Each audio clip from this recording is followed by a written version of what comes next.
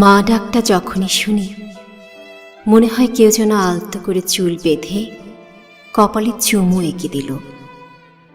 মনে হয় পেঁয়াজু ভাজতে ভাজতে কে যেন গুনগুন করে গেয়ে উঠল, অলি বারবার ফিরে আসে, অলি বারবার ফিরে যায়।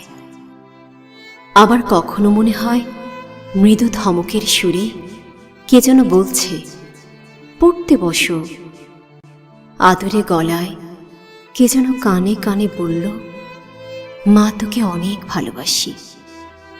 মাঝরাতে ঠান্ডায় কেঁপে জেগে ওঠে, মনে হয় মা থাকলে গায়ে কাঁথা টেনে চোখের চশমাটা খুলে টেবিলে রেখে কপালে আলতো করে হাত বুলিয়ে গভীর চোখে খানিকক্ষণ চেয়ে থেকে আলোটা নিভিয়ে দিতেন। মা ডাকটি শুনলে মনে হয় পুরো পৃথিবীটা আমার পাশে।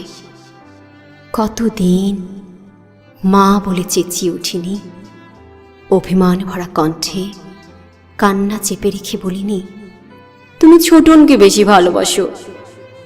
আদর পাওয়ার লোভে মায়ের গা ঘেঁষে বসে বলিনি, দেখো না আমার গাটা কেমন গরম গরম।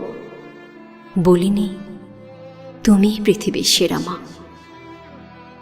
মা ডাকটা শুনলে বুকের বাঁ পাশটা চিনচিন করে ওঠে।